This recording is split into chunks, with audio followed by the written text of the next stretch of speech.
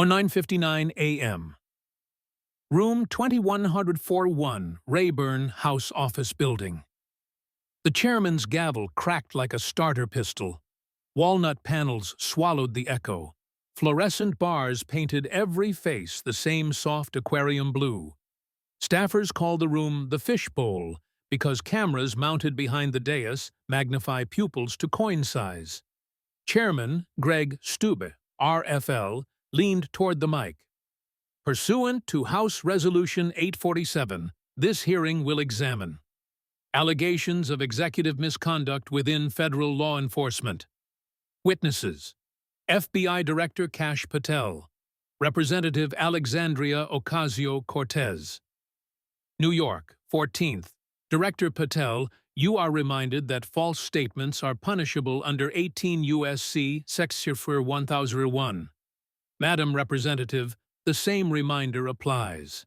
Director, you have 5 minutes for an opening statement. Patel stood slowly, a manila folder pressed to his chest like a hymnal.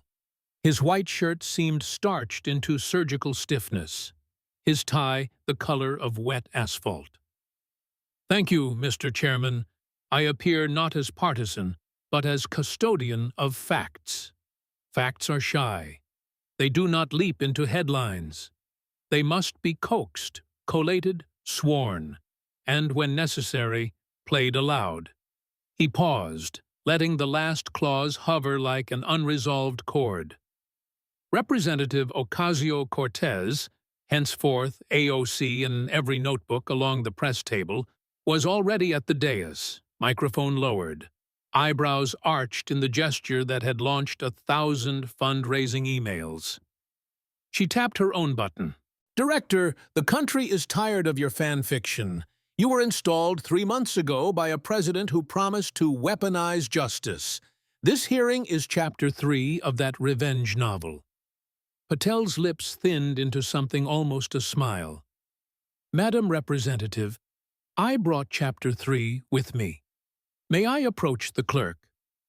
The clerk, career employee, glasses on a silver chain, nodded. Patel laid the folder flat. Inside, 4 color-coded tabs: amber, financial; blue, wiretap; green, foreign influence; red, conspiracy. He lifted the amber tab first. The amber tab, money without map. Between 2021 and 2024, Patel began, the FBI Forensic Accounting Unit traced a net worth increase of $1.8 million in the personal finances of Representative Alexandria Ocasio-Cortez. The delta is not an estimate. It is the mathematical space between disclosure forms filed January 2021 and a confidential worksheet recovered last month pursuant to court-authorized search of a cloud account registered to Brand New Congress, LLC. He clicked a remote. Behind him, twin pie charts appeared, one pale, one dark. The pale circle is 2021.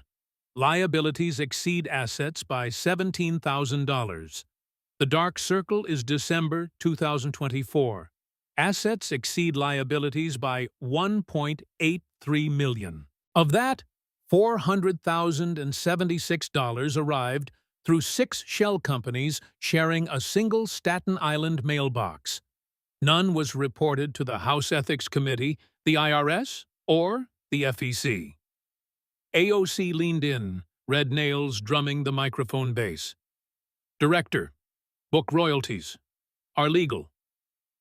Streaming revenue is legal. Small dollar donations are legal. Your dark circle is simply the American dream in real time. Patel's tone stayed flat, almost regretful. Royalties from your publisher total $287,450, already declared. The $400,000 plus arrived in 49 transfers, each under the $10,000 CTR threshold. Allow me to play Exhibit A7, recorded 14 June 2023, 15:12 hours. He pressed play. A courtroom hush fell. Over the speakers, AOC, audio, phone. Move the August consulting payment through Ocasio LLC. FEC only sees above $5K if we file, so chunk it at $4,800 every 2 weeks. Tell M to invoice the digital content line. That's still clean. The clip ended. Patel let the silence pool. The M is Miguel R., your then Chief of Staff. Ocasio LLC was formed 3 weeks after you took office, registered to your mother's address, and has never purchased a single 2x4. A Democrat from Illinois requested a point of inquiry. The chair overruled. Patel lifted the blue tab. Let us widen the lens. Luxury is personal. Wire fraud is federal. Chapter 2. The blue tab. Wiretaps and RICO arc. A new slide. Operation Green Fraud. FBI Case 134 OP. Patel explained that the Bureau opened a 2-year RICO probe into Brand New Congress LLC, Justice Democrats, and 13 smaller entities. Investigators relied on Title III intercepts, pen register data, and 3 cooperating witnesses granted use immunity. Patel, Liv. The enterprise meets all 4 RICO predicates: pattern, enterprise, interstate commerce, criminal purpose. 23 acts across 36 months, including conversion of campaign funds to personal luxury spending. He clicked again. A spreadsheet scrolled. 34,200 mm. Ritz-Carlton Half Moon Bay, 4 nights, spa, cabana.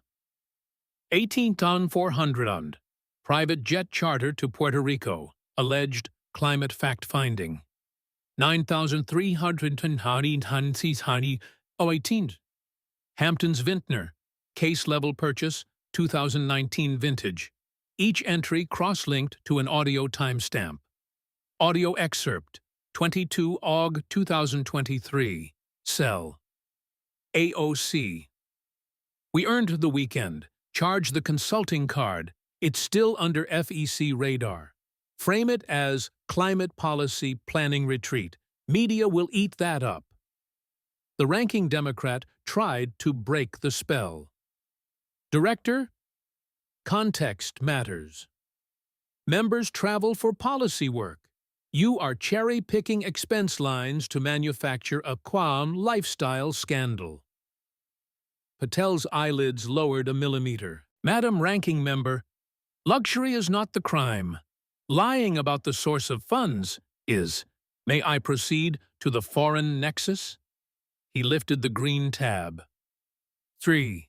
The green tab. Foreign wind in the sail.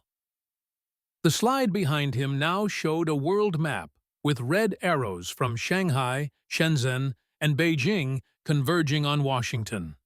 Between January 2022 and October 2024, Patel said, $847,000 was wired to Ocasio LLC from 3 environmental consultancies whose ultimate parent is the China Council for International Cooperation on Environment and Development, CCICED, chaired by Vice Premier Ding Shuexiang.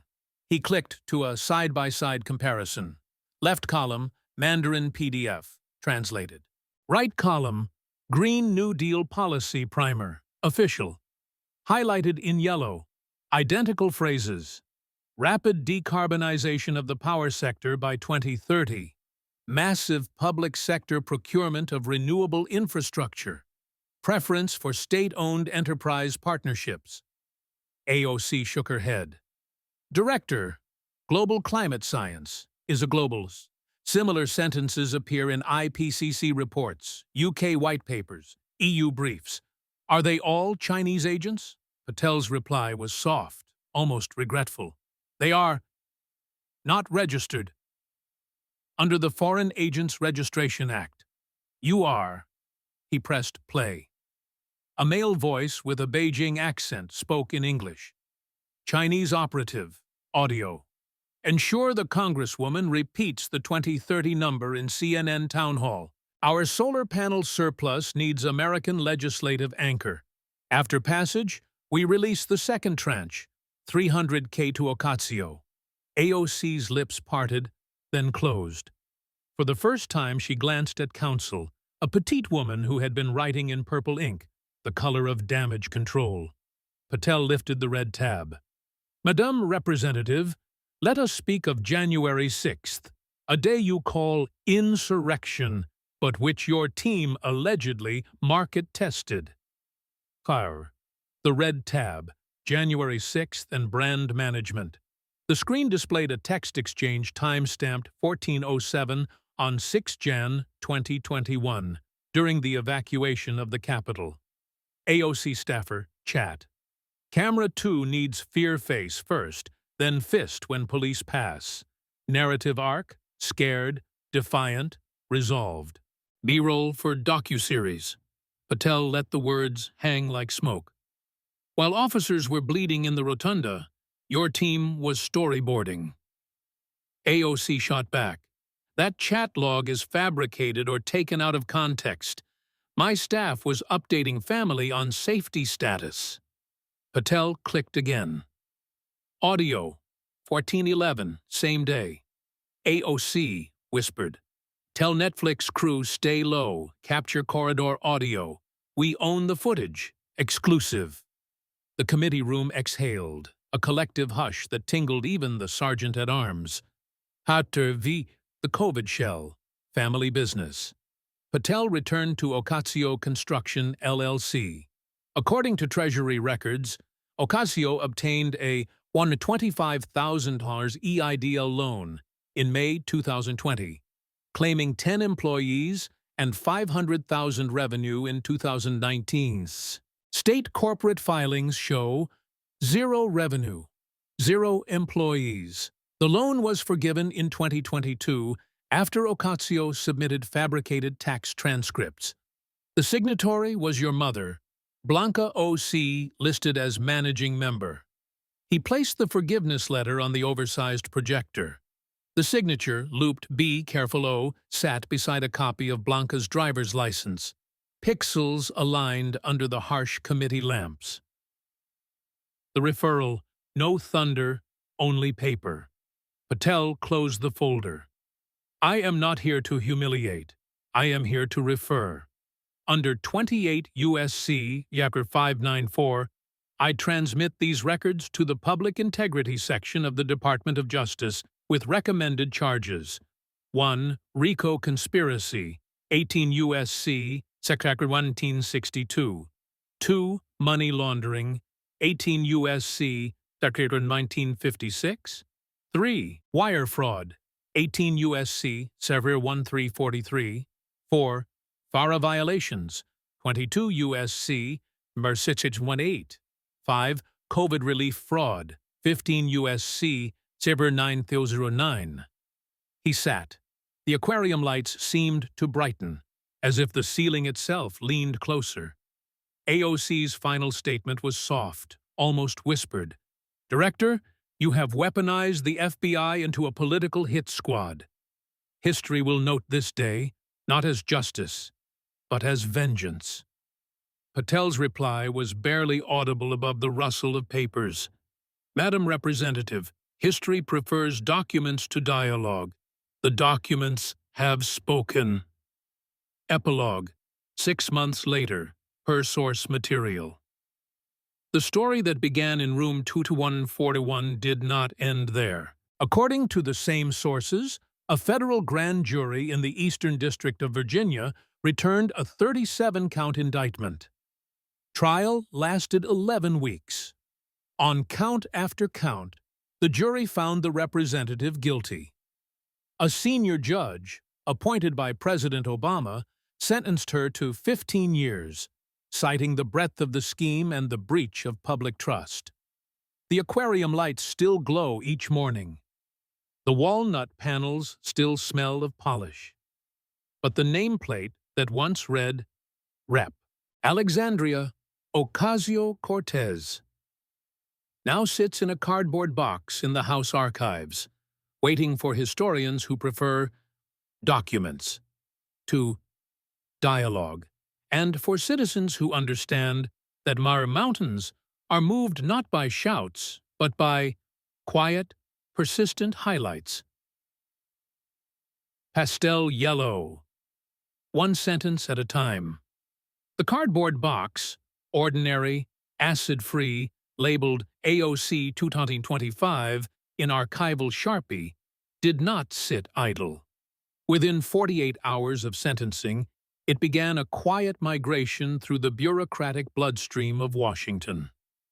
First stop, the House Legislative Resource Center, where a clerk scanned every page into a non-public database, creating a digital twin that would never yellow at the edges. Next, the Government Publishing Office printed a bound volume, spine crimson, title set in small caps. United States vs. Ocasio-Cortez, Indictment and Exhibits. One copy was placed in the Rayburn reading room, another sent to the National Archives at College Park, where temperature and humidity are kept so constant that even dust feels obliged to behave. There, on a rolling cart, the volume waited for its first reader. She arrived on a rainy Thursday. Dr. Lila Moreau, a Haitian-American historian who specialized in congressional ethics.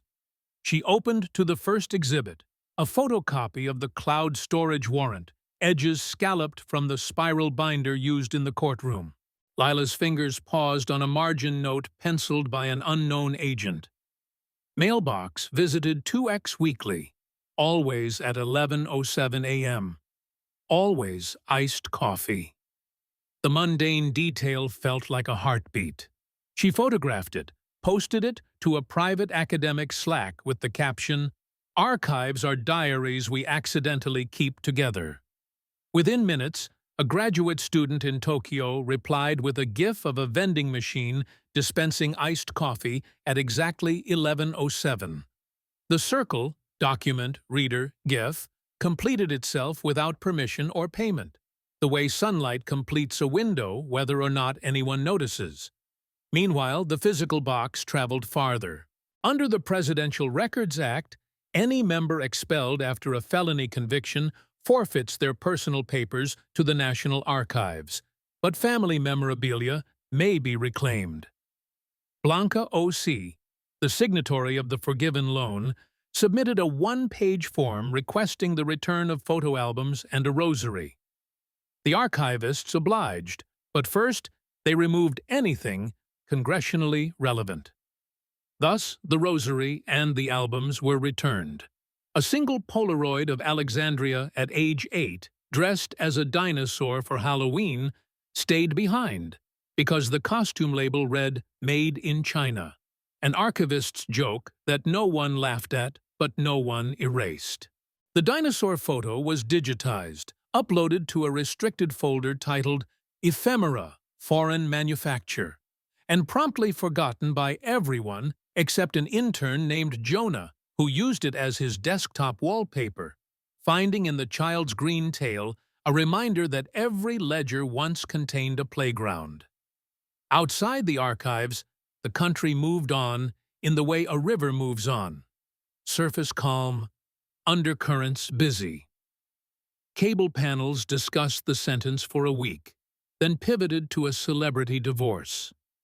The name AOC trended downward on Google, slipping below tomato shortage, and just above how to fold a fitted sheet. Yet the story refused atomization. It kept re-entering the bloodstream in smaller, stranger platelets. A podcast called Second Dawn released a 38-minute episode titled The Lemon Bar's Hearing, mixing Evelyn's Midwestern vowels with the Mexican children's choir, overlaying both onto a soft lo-fi beat that Spotify streamed into 2.3 million earbuds during study sessions.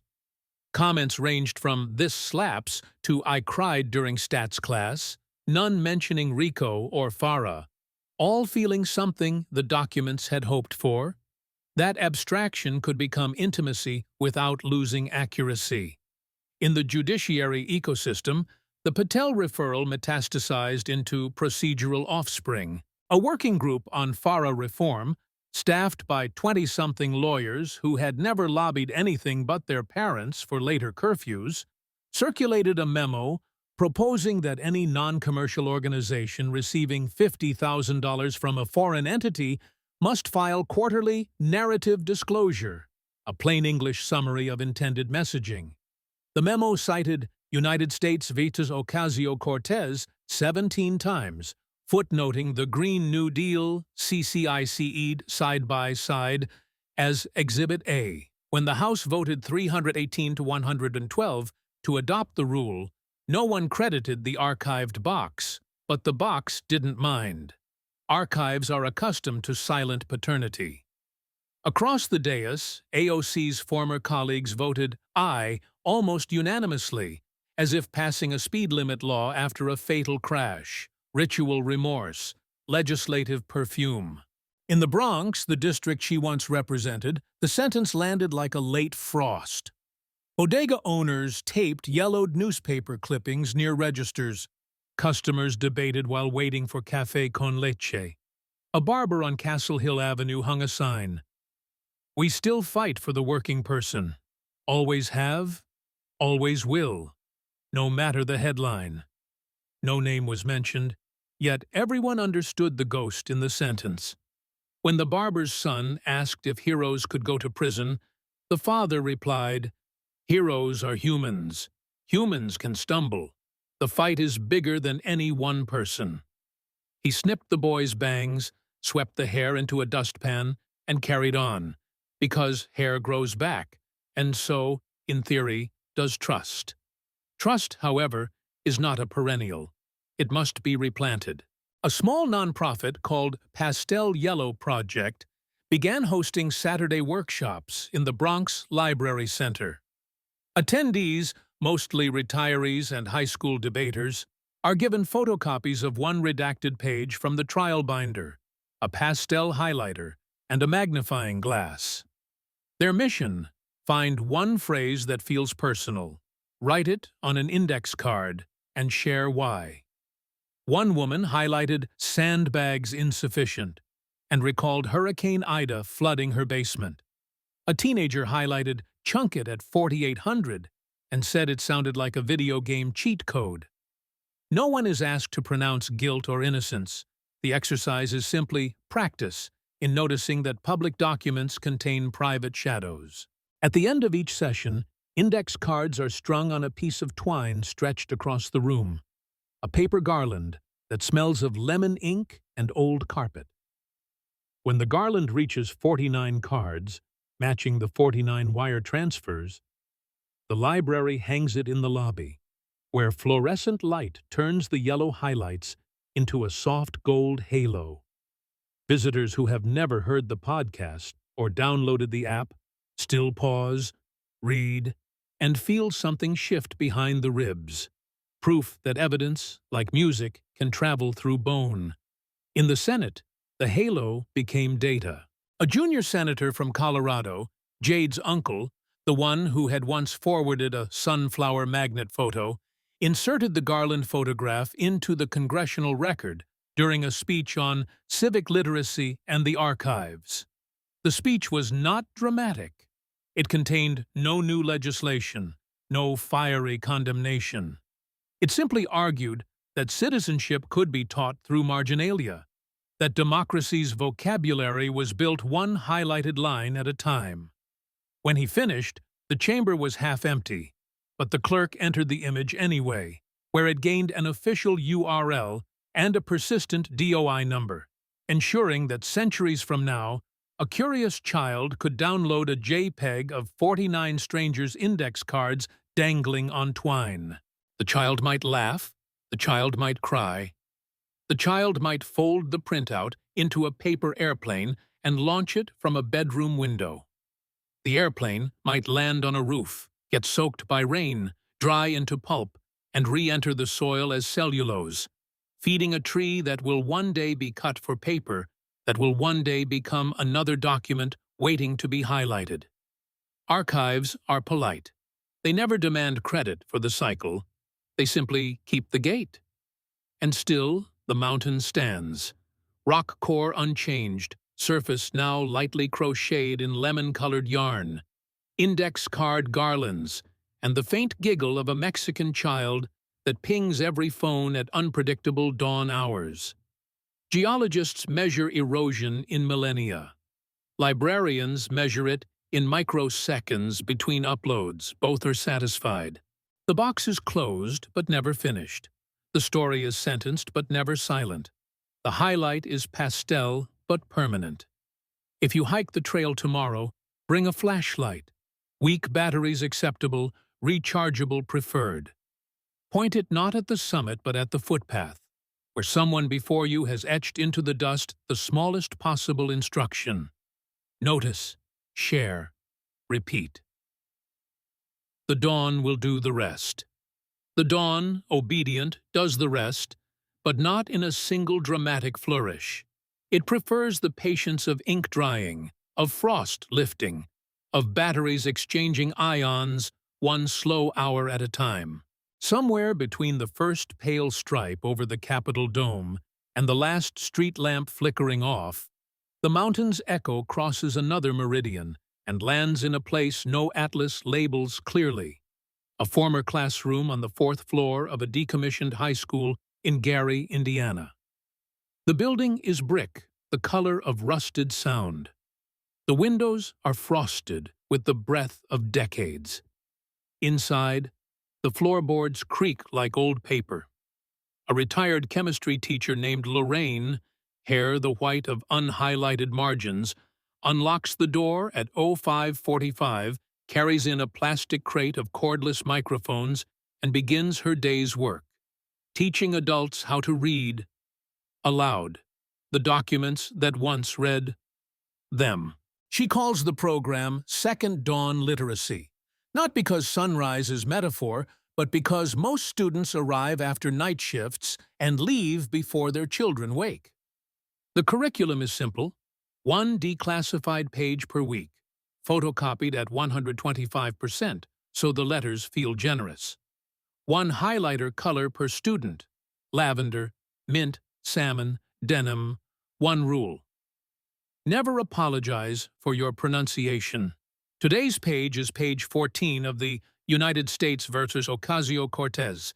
Indictment, the paragraph describing sandbags insufficient. In Benghazi, copied here as proxy for any moment when preparation fails and consequence enters. Lorraine does not mention the trial. She simply says, "Let's practice noticing." A woman who spent 20 years packing Oreo cookies into trays notices the phrase and says, "Sounds like when the conveyor belt broke and the cream went everywhere." The class laughs, not at her, but at the recognition that infrastructure failure tastes the same everywhere. Cream, concrete, or courage. They record their voices on a silver laptop donated by a library in Reykjavik. The librarian had visited Gary for a conference on thermal trauma in Rust Belt archives and left the laptop as a thank you for a lemon bar recipe. When the students press stop, the software automatically uploads the wave to a folder titled Gary Benghazi Sandbags, which syncs to the same cloud that holds Evelyn's cinnamon tea vowels and Devin's cafeteria baritone. Metadata does not care about geography. It only cares that at 11:07 a.m. iced coffee now shares server space with 05:57 a.m. Oreo factory.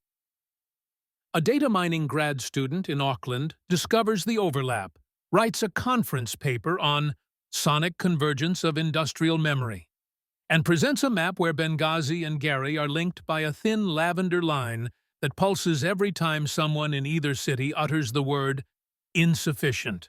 The audience applauds the elegance of the visual. No one asks if elegance is sufficient, but the question hangs like a highlight yet to be chosen. Meanwhile, in Auckland itself, dawn is older by 17 hours. The student, her name is Hein, walks home along the harbor where container cranes stand like gigantic highlighters waiting for color.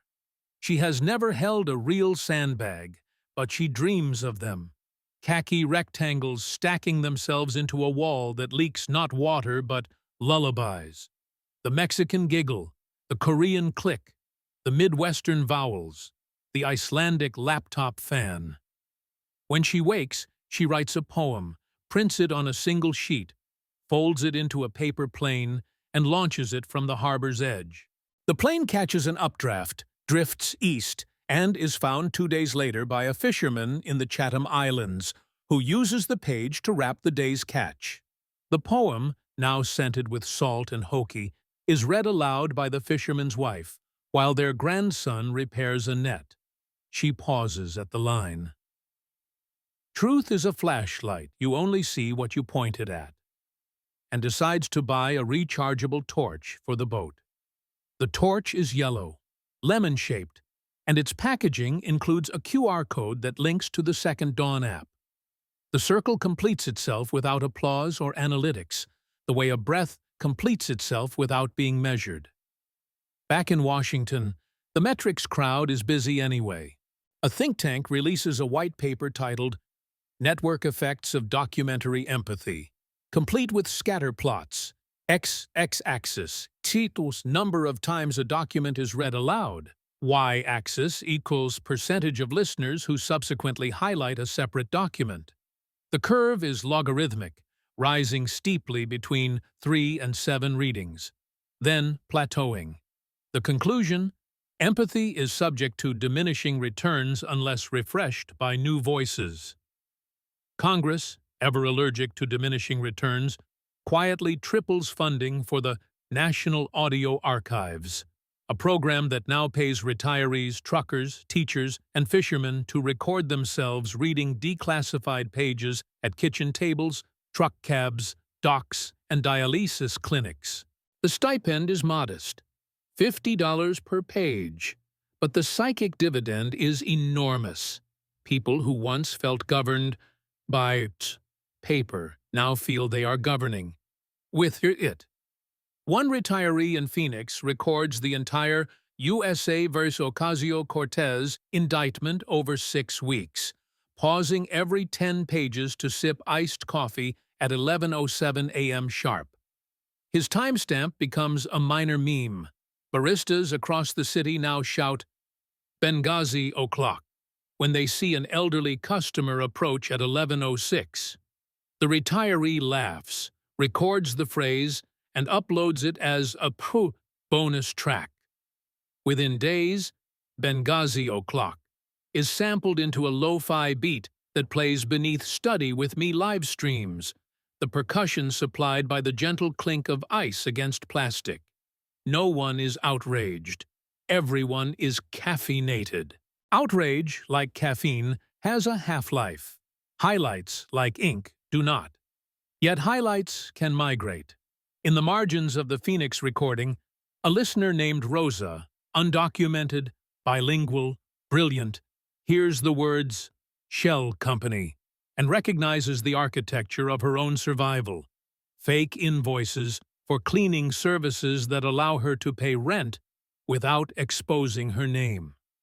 She prints the indictment page, highlights the sentence, and mails it, with a forever stamp whose illustration is a lemon, to her cousin in Sinaloa, who is studying business administration. The cousin pins the page above her desk, writes her thesis on cross-border informality as economic ventilation, and dedicates the acknowledgments to whoever highlighted the shell.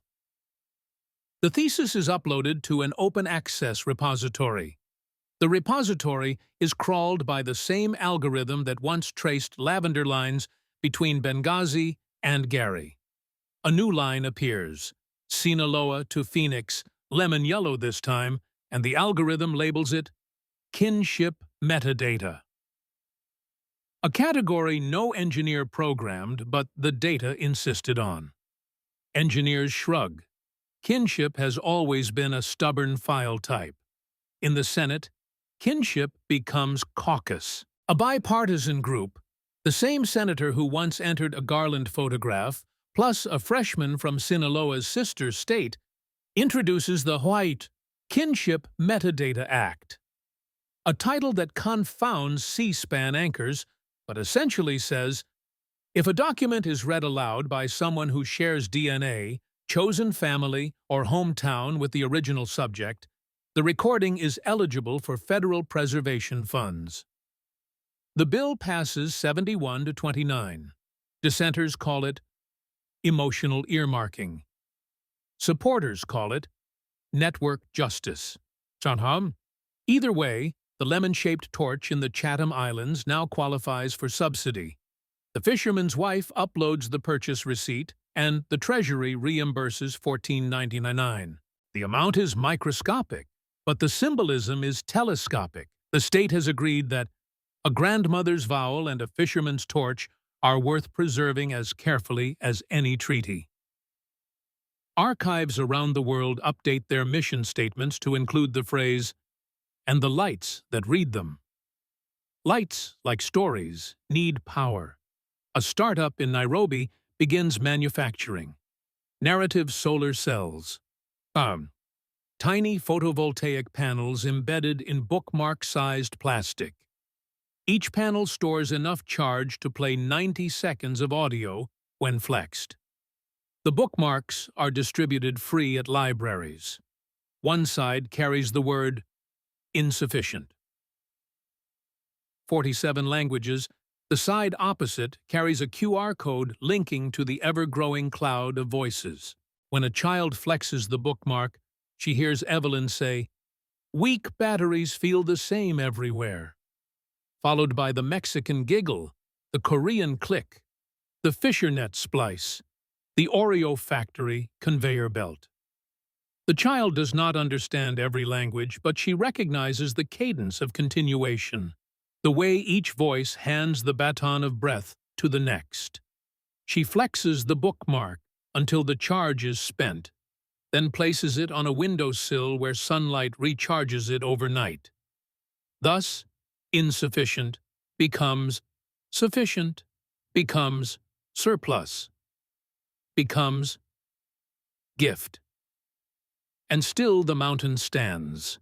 Rock core unchanged, surface now quilted in solar bookmarks, lemon torches, paper airplanes salted with fish oil, iced coffee timestamps, lavender lines, giggles that ping like unsolicited sunrises. Geologists measure mass, librarians measure access, children measure wonder.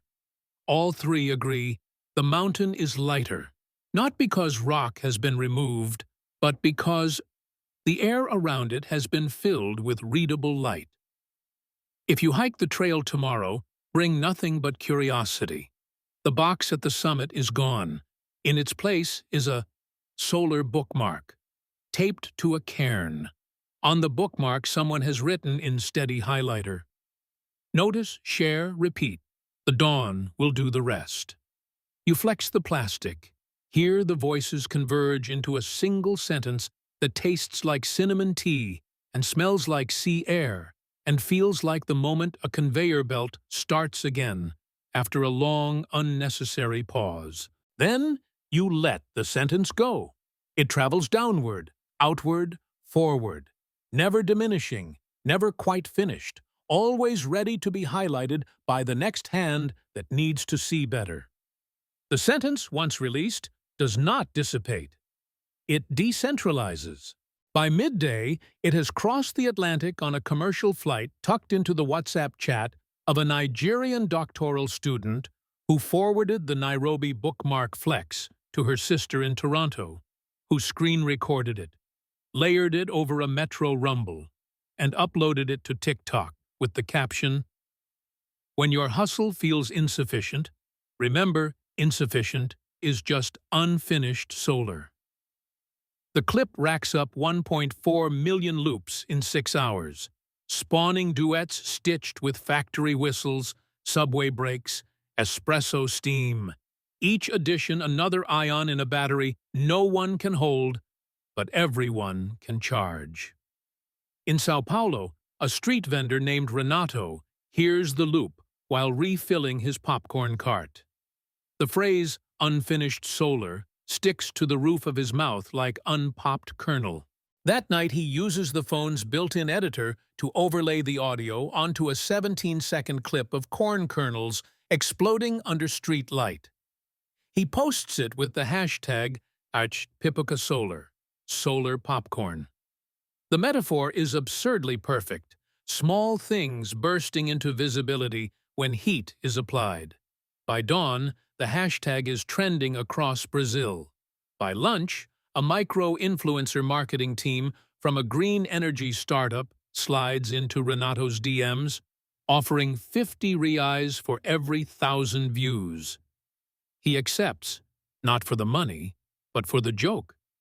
Insufficient kernels becoming surplus light. The startup uses the clip in a pre-roll ad for portable solar lanterns.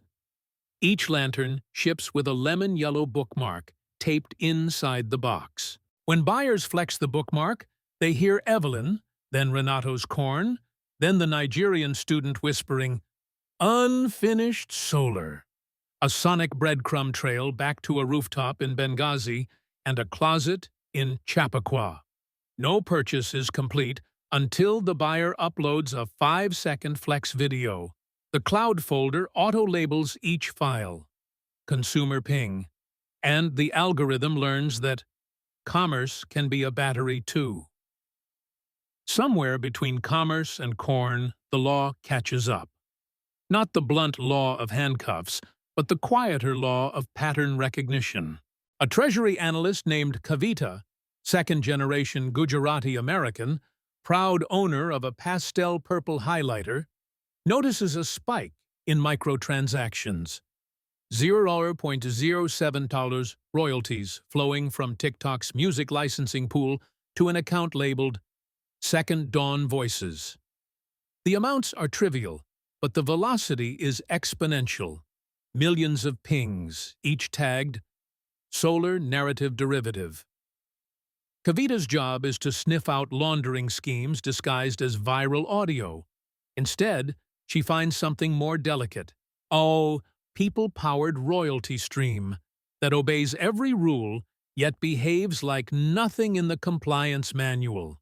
She drafts an internal memo titled Viral Virtue: Can Collective Storytelling Create Regulated Value Without Creating Taxable Events? The memo is read, forwarded, filed, and, crucially, funded. A pilot program is born. Narrative royalties for public good. Any voice clip that A originates from a declassified document, B is read by a human, and C is remixed more than 100,000 times, automatically qualifies for a 0.05 royalty per play, paid from a federal story trust. Capitalized by unclaimed tax refunds. The money is tiny, $5 per $1 million plays, but it is branded real, trackable, and reported on a 1099 Maya C labeled Storytelling, Civics. For the first time in bureaucratic history, attention is convertible to currency without becoming a commodity. Evelyn in Iowa receives her first direct deposit, $47.32. She screenshots it, prints it, tapes it beside the lemon mug. Census. The cat flicks her tail across the paper, satisfied that intangible light has become tangible kibble. In Lagos, the Nigerian student, her name is Amara, watches her own dashboard tick. 31.87. She uses it to buy data bundles, then uses the data to upload a Yoruba translation of the Benghazi cable paragraph. The translation is read by a Lagos bus conductor with a voice like gravel soaked in honey. Within days, the remix tops Nigerian Twitter. The conductor, who has never filed taxes, receives a crash course in W-9 forms from a volunteer accountant on Zoom. When the $27.44 hits his account, he sends a voice note to Amara. My voice just paid my daughter's school fees. Highlight me again. She does. The circle widens, not upward toward fame, but outward toward function. Voices lighting classrooms, lanterns lighting stalls, lanterns lighting paths, paths lighting more voices. A local proverb begins to circulate. When the story earns, the village burns its debt, not its roofs. Back in Washington, Kavita presents quarterly numbers to a subcommittee no one watches on C-SPAN. The chart is a gentle upward slope, $47,000 in payouts, 9.4 million documented plays, 0 compliance violations. A congressman from Arizona asks if the program could be scaled for border narratives. A congresswoman from Maine asks if coastal flooding documents qualify. Both receive the same answer. If it's declassified and human-read, it's eligible. The vote to extend funding is 41-0. No one holds a press conference. The press is busy covering a celebrity divorce. But the next morning, the National Archives website quietly adds a button labeled Read and Earn. Clicking it opens a portal. Choose any unclassified page, record yourself, upload, and watch the micro-royalties accrue in real time. The FAQ explicitly states, "You will not get rich. You may help the Republic stay honest." Traffic crashes the server for 18 minutes. Technicians shrug and triple capacity. By sunset, 47,000 new voice files have landed, including one from a death row inmate in Kansas who reads the RICO USA v. Ocasio-Cortez indictment in its entirety, pausing every 10 pages to describe the sound of prison fluorescent lights. His final timestamp is 03:07 a.m. The royalty is $11.83, which he donates to a literacy charity on the outside. The charity buys yellow highlighters. They send a thank you card to the prison. The card is scanned, uploaded, tagged. Gratitude metadata, and looped into the ever-growing chord that now hums beneath every dawn. And still the mountain stands, not as a verdict, but as a voltage. Its granite has not dissolved. Rather, the air around it has become conductive.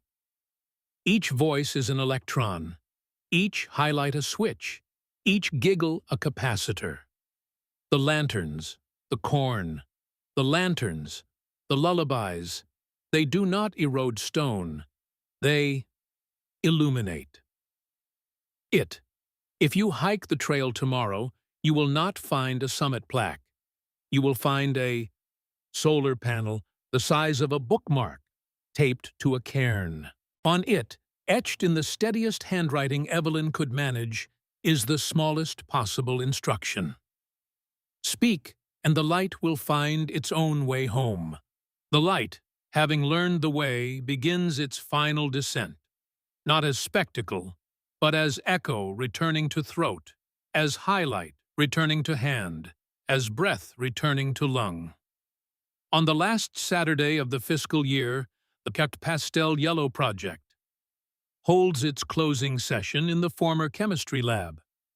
The garland of 49 index cards now stretches the perimeter of the room twice. New voices have added new cards until the string droops like a necklace too heavy with memory. Lorraine stands at the center, scissors in hand, and asks, "Who wants the first cut?" Evelyn raises her lemon mug like a torch. Devon lifts his eagle-adorned pop filter. Amara holds her phone open to the Lagos conductor's final voice note. Together, they snip, not to sever, but to whoop, distribute. Each participant takes one card, pockets it, and promises to plant it. In a little free library, inside a borrowed book, beneath a windshield wiper, taped to a community board, slipped into a stranger's bag. The garland dissolves into 49 seeds, each carrying a single highlighted sentence and the URL of the second dawn portal. No ceremony, no press release, just the soft rustle of paper finding new pockets the way dandelion floss finds new wind.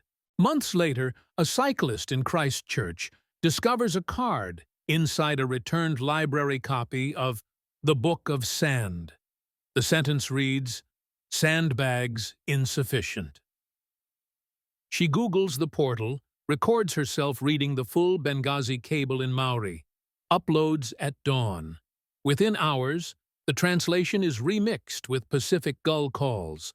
Within days, it funds a coastal community's request for storm surge barriers. The royalty is modest, 100 to 22.41 mam. But the barrier is real. Earth-filled geotextile bags stacked along a bicycle path that once flooded every king tide. The bags are yellow, an accident of manufacture that makes the coastline look, from a distance, like a giant highlight pasted across the shore. In Gary, the last lemon bar is eaten. The final recording session ends with Lorraine turning off the fluorescent lights one last time. The room is quiet, except for the echo of her own voice saying, "That's a wrap." She does not cry. She files the hard drive into a drawer labeled Completed Cycles. The drawer clicks shut with the satisfied sigh of an archive that knows it has been used, not merely stored. In Lagos, the conductor's daughter graduates primary school. The fees were paid by 2744 police. The pride is immeasurable. She carries a yellow flashlight to the ceremony, shines it on her certificate so the crowd can see her name glow.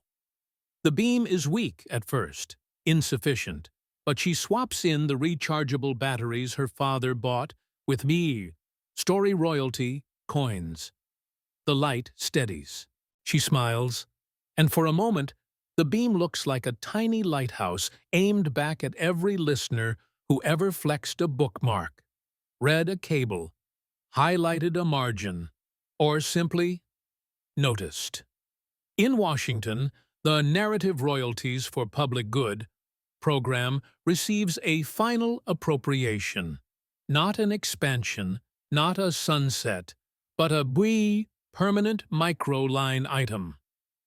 2.7 million annually, indexed to inflation, funded by unclaimed tax refunds, the way a lighthouse is funded by ships that never arrived. Kavita, the analyst who first spotted the penny stream, is promoted to Deputy Director of Civic Micropayments. Her acceptance speech is 13 seconds long. We proved attention can be gentle currency. Spend it kindly. In the archives, the dinosaur Polaroid remains. No one reclaims it. No one needs to. A future intern will find it, smile, and set it beside the first-ever solar bookmark. Together, they will wait, not for interpretation, but for continuation. And still the mountain stands, not taller, not smaller, simply glowing, along every ridge the way quartz glows when struck by moonlight. The glow is not victory, it is voltage. The voltage is not power, it is permission. Permission to notice, to share, to repeat. Permission to speak without certainty, to highlight without shame, to read without finishing.